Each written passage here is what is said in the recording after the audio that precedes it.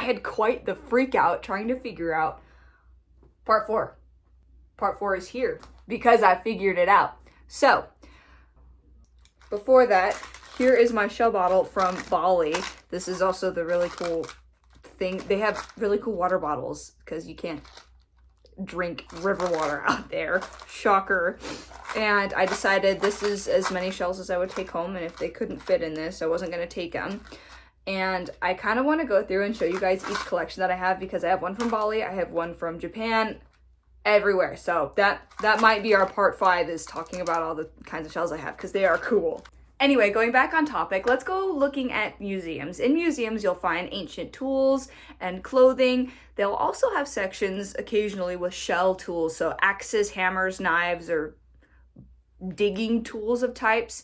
There's a special shell called the lightning whelk, one I do not have in my collection, but I sure would love to have, and there's a special tribe in Florida who made the best use of it. This tribe being the Calusa or Calusa tribe, having the most history with it.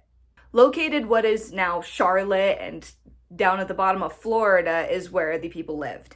When I say bottom, it's like mid-bottom to the left. The Calusa's other nickname are the Shell Indians, and their main source of living was hunting and gathering, berries, roots, things like that. They were not an agriculturally based tribe. Clearly, they were skilled artisans because we have historical artifacts from them. Their main waterway was the Calooshahatchee River, which means River of the Calusa.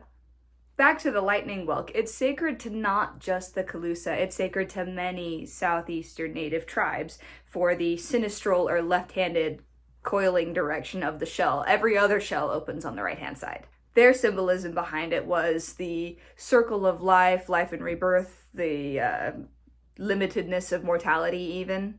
Lightning whelks are found along the Atlantic coasts and Gulf in the United States and a bunch of national parks. You cannot collect a live whelk, but you can have an abandoned or dead shell.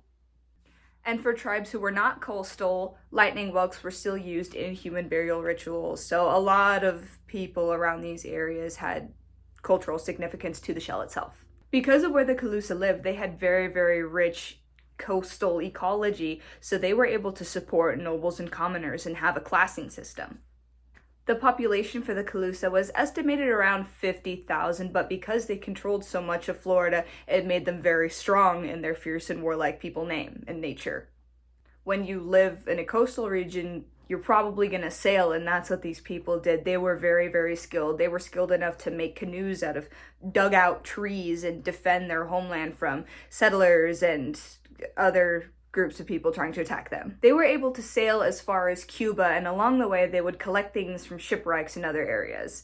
And unfortunately, the Calusa had died out around the 1700s, and by that time a lot of them had fled up to Cuba, but that is where they still continue to die out from disease. And Spanish explorers had come to a point where they met the Calusa and made an attempt to convert them to Christianity. Of course, the Calusa resisted, and then that happened. So what kind of things did the Calusa make from the lightning whelk? They have cups, they have jewelry and axes, pretty common everyday things. We're going to jump into their economical side for a minute. If Calusa are very strong, fierce, warlike people who can support their different class systems and they're not using agriculture, how are they trading and getting goods from other people? They're using cowrie shells, and because they're very consistent in shape and size, it made it easy to just make it a type of currency for them and the other tribes around them. Because of the cowrie size and shape, it made it convenient to just carry them all the time and trade in large quantities because the exchange rate seemed similar. Not only are the Calusa unique for just collecting, trading, and having this whole shell-based thing, they were one of the few tribes that didn't do pottery. In the Florida State Park, Mound Key Archaeological Park, you'll find what was believed to be the capital town of the Calusa tribe.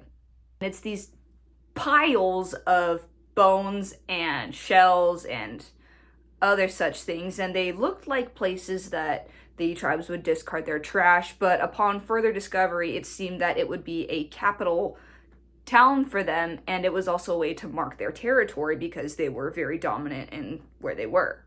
Thank you for joining me, party people. I really hope you enjoyed today's video because I had a blast learning about it, and I am really excited about part 5 though, because then I get to dive into all of this. So keep me posted on what a good posting schedule is, because I still don't know what it is. Anyway, I love you all. Bye.